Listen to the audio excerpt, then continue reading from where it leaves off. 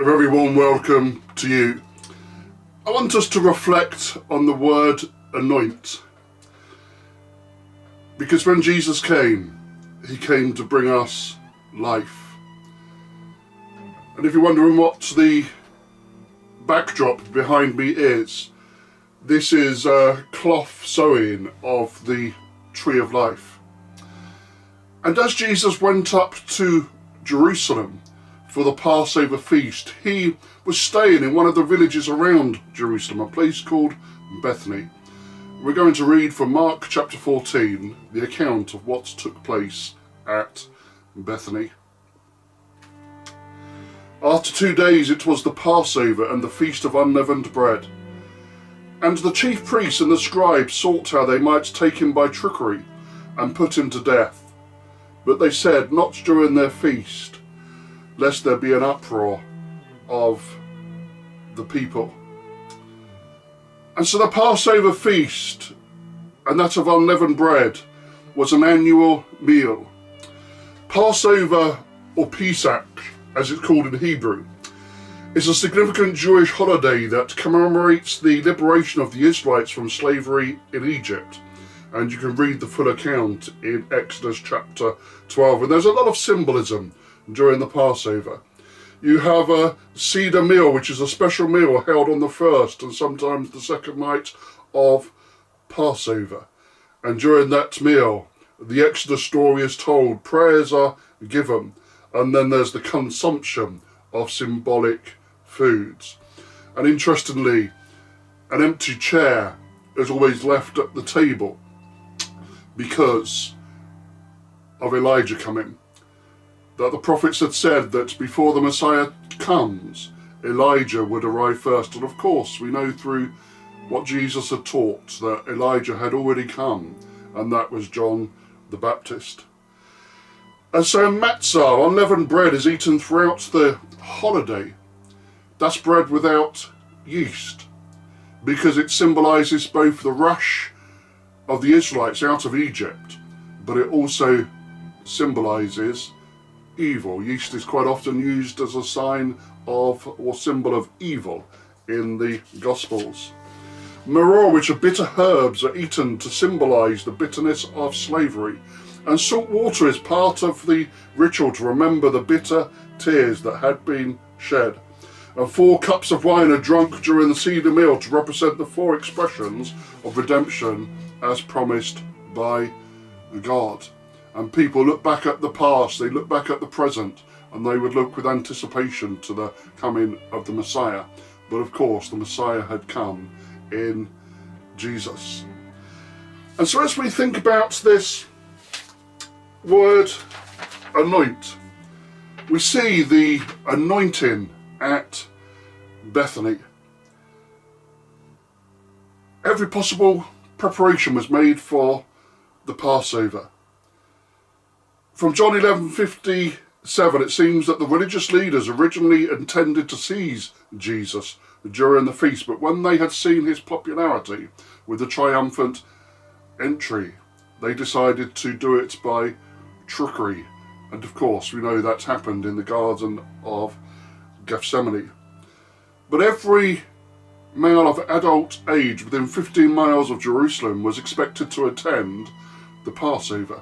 And it was said that over 3 million pilgrims would be in Jerusalem at that time. So many of them would be surrounding and staying in the accommodation surrounding the city of Jerusalem. And the Passover had to be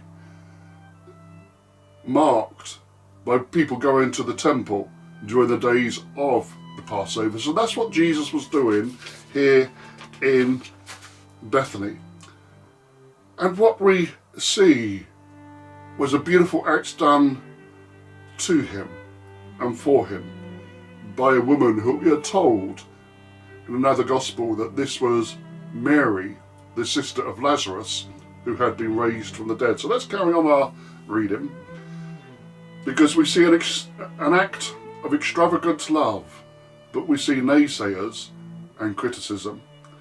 And being in Bethany at the house of Simon the leper, as he sat at the table, a woman came having an alabaster flask of very costly oil of spikenard, Then she broke the flask and poured it on his head.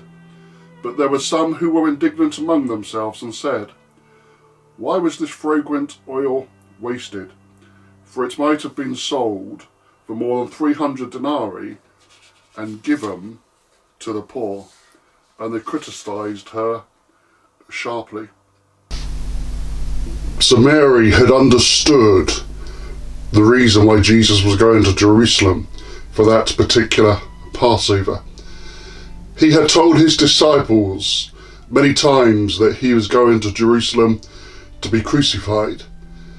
And she, perhaps alone amongst his followers at that time, had understood exactly what this meant, that he was going as the sacrificial lamb to die for the sins of the world. And she brought this bottle of spikenard, a fragrance which was worth almost a year's wages.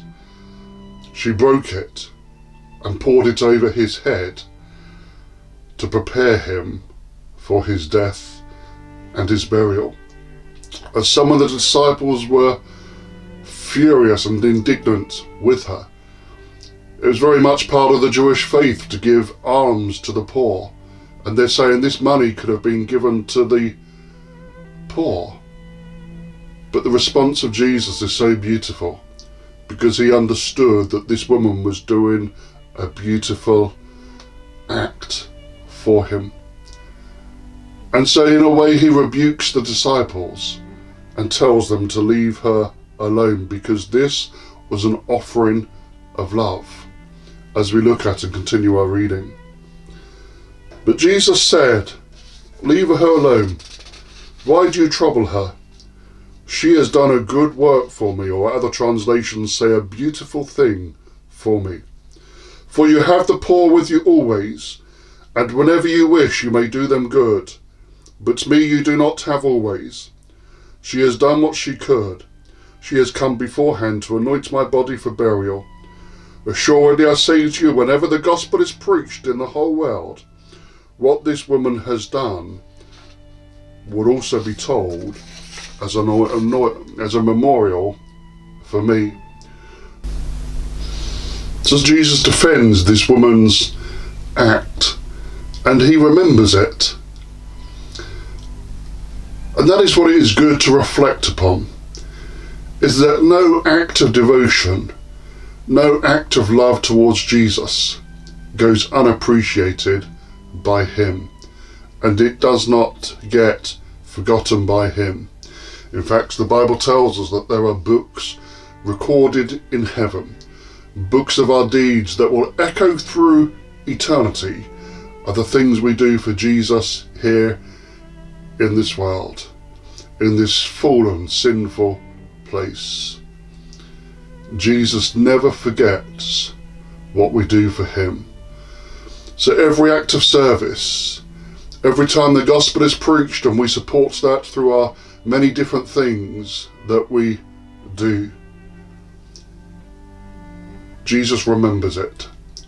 So this woman had a great impact and left behind her a lasting legacy. What impact are we making for Christ? What legacy will we have in eternity? For many of us, our lives will not be recorded in the history books in this world. And if Jesus tarries after certain generations, we'll just become a name in a family tree, perhaps with a little bit of our story told. But for most of us, it will not be told in this world, but it will never be forgotten by Jesus in eternity.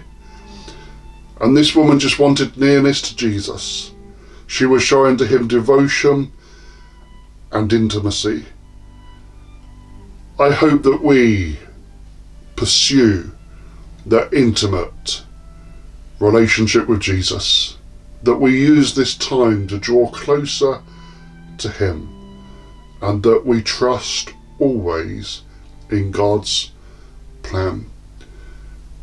This woman Mary, she understood the very reason why Jesus was going to Jerusalem, to die for the sins of the world. And remember, her brother was Lazarus. She had seen the power of Jesus to raise the dead. And I have no doubt that she believed that Jesus, in going to the cross, he would rise again. So she came to anoint him, and using this expensive perfume, fragrance, she broke it and poured it lovingly over his head. And Jesus said, "She has done a beautiful thing for me."